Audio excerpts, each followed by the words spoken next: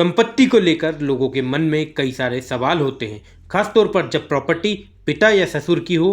किसी संपत्ति के स्वामित्व का दावा कौन कर सकता है, ये पता होना बहुत ज़रूरी है। समय के साथ कानून के नियम भी अपडेट हो रहे हैं। ऐसे में लोगों को संपत्ति से संबंधित कानूनों के बारे में जानकारी कम है। भ्रम और अधूरी जानकारी के कारण प्रॉपर्टी विवाद होने लगते हैं। सुरक्षा अधिनियम ने महिलाओं को अपने पति के साथ घर में रहने का अधिकार दिया है। ये अधिकार औरत के रखरखाव, मानसिक शारीरिक हिंसा से सुरक्षा के अधिकार के अतिरिक्त है। पति की प्रॉपर्टी में पत्नी के अधिकार एक बड़ा मुद्दा है। आइए जानते हैं।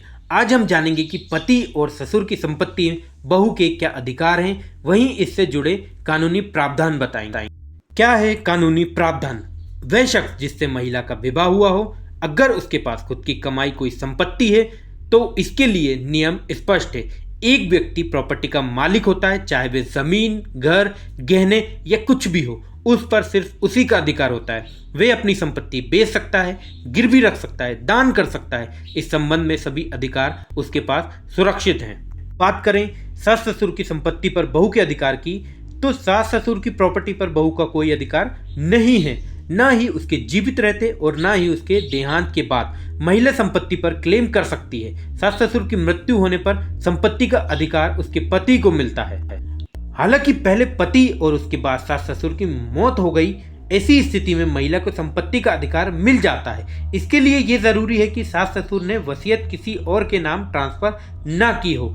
इतना ही नहीं, माता पिता की आज्ञा के बिना बेटा भी उसके घर में नहीं रह सकता। पुत्र कानून का सहारा लेकर भी उसके घर में रहने का दावा नहीं कर सकता।